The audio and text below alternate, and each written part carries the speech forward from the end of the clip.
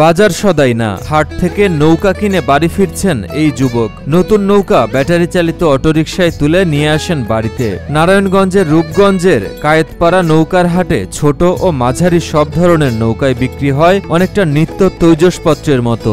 প্রতিবেশীর বারে হাট হয়, ওই হাটের থেকে কিনে আনছি। এটা 4000 আর এটা 5,500। এমন 10-12 হাজার টাকা আমার পোষা আছে। প্রতিবেশীর বারে হাট হয়, সবাই কিনে, আমরা কিনে নিলাম। কায়েতপাড়া বাজারের এই বিখ্যাত নৌকার হাটটি 200 বছরের পুরনো। এখনো এই ঐতিহ্যবাহী হাট সপ্তাহে একদিন বসে, যেখানে পাওয়া যায় অল্প মূল্যে কারিগরদের তৈরি করা মৌসুমী কোষা নৌকা। প্রতি বৃহস্পতিবার শত শত নৌকা বিক্রি হয় সাপ্তাহিক এই হাটে। আর একটা সাধারণ গরিব মানুষ 3-5 হাজার টাকা নৌকা কিনা সে মাছ ধইরা তার বাচ্চা কাচ্চা খাইতে পারে, চলতে পারে।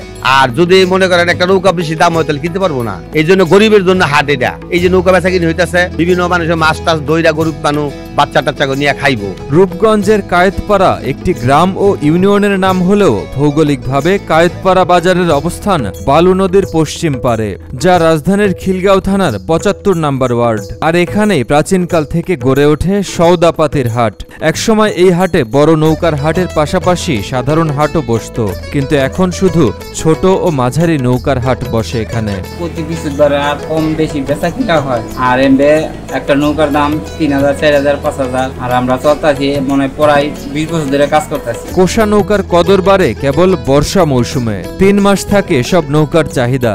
আশপাশের জলাবদ্ধ এলাকা ও নদীর পাড়ের লোকজন বর্ষা এলেই নৌকা কিনতে আসেন এখানে। তবে স্থানীয়রা নৌকার পরিবর্তে টেকসই স্থায়ী সড়কের দাবি করেন। পাশাপাশি বালু নদীর উপর ব্রিজ হলে নৌকা নির্ভরতা কমে যাবে বলে মনে করেন তারা। এই নৌকায় কত যে মানুষের কষ্ট, বাসার ট্রেনে নৌকা ছাড়া বাড়িতেই পারে না। প্রত্যেকটা লোক মসজিদ আসতে পারে না, নামাজ পড়তে পারে না। মা বোনদের ডেলিভারি নৌকার মেয়াদ ছাড়া তোলন লাগে, আবার এই নৌকা ভাইয়া লয়ে যেতে হয়। এই দিন আইলে আমরা এই কোষা ছাড়া চলতারি না। আমরা এই যে এই খাজলে হয়, পেঁচা হয়, এই পানি লেগে আমরা কিছু রাস্তাঘাট নাই, কিচ্ছু নাই। মানে আমরা অসহায়ের মধ্যে আমরা চলতেছি। কারিগররা প্রতি সপ্তাহে প্রায় 20 থেকে 25টা কোষা তৈরি করতে পারেন বলে জানান। প্রথমে কাঠ চিরাই করে নৌকার আকার অনুযায়ী নকশা করেন, পরে কাঠ বসিয়ে জোড়ায় জোড়ায় তার কাটা লাগিয়ে দেন। পুডিং করে আলকাতরা লাগিয়ে পানি ঢোকা বন্ধ করা হয়। একটি নৌকা তৈরিতে সময় লাগে মাত্র কয়েক ঘন্টা। আকার ভেদে কাঠের মান ও ডিজাইন বিবেচনায় এসব নৌকার দাম হাঁকা হয় 5,000 থেকে 50,000 টাকা পর্যন্ত।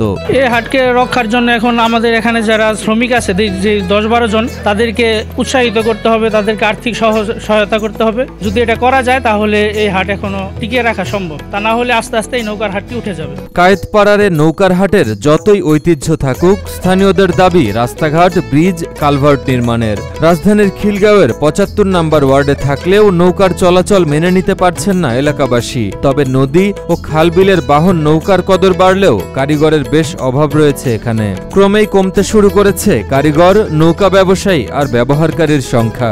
আমরা তো আমার বাপ-দাদারা দেখে আইছি এখানে মনে করেন যে পানিটা চলে নৌকা অনেক বছর যাবত। আমরা আমাদের মুরব্বীরাও দেখে আসি। আমাদের রাস্তাঘাট নাই, কোনো কিছু নাই, হাসপাতাল নাই, কোনো কিছু নাই। আমরা খুব ইয়েতে আছি, আতঙ্ক অবস্থা আছি এখানে। এই ঢাকার নিকটতম থেকেও আমরা কিন্তু বিগত দিন অনেক অন্ধকারে ছিলাম। আমাদের যাতায়াত অত্যন্ত খারাপ ছিল। আমরা আমাদের এই কায়েতপাড়াতে ঢাকা গুলিস্তান যাইতে আমাদের প্রায় 1 ঘন্টা লেগে যেত। অন্যদিকে রাজধানীর শেষ সীমান্তে বালু নদীর পারে নৌকার হাটে এখনো টিকে থাকা কারিগর আর ব্যবসায়ীদের পেশা বদলের হিড়িক পড়েছে, যে কারণে দিন দিন হারিয়ে যেতে বসেছে এ শিল্পের সাথে জড়িতরা। জলাশয়ের একমাত্র বাহন নৌকা তৈরির এমন চিত্র খুব একটা দেখা যায় না এখন। হাট শত শত বছর পূর্বের হাট। এই হাটে একটি সময় প্রচুর নৌকা বিক্রি হইতো, নৌকা, ডিঙ্গি নৌকা, কোষা। এখন কালের বিবর্তমানে বর্তমানে শুধু কোষা আছে। শত শত কারিগর ছিল, শ্রমিক ছিল। বর্তমানে এখন 10-12 জনের মধ্যে এসে পৌঁছেছে। এই আগে আমাদের এখানে প্রচুর বাহির থেকে কাস্টমার আসতো এই নৌকা নেওয়ার জন্য, কিন্তু এখন আর আসে না।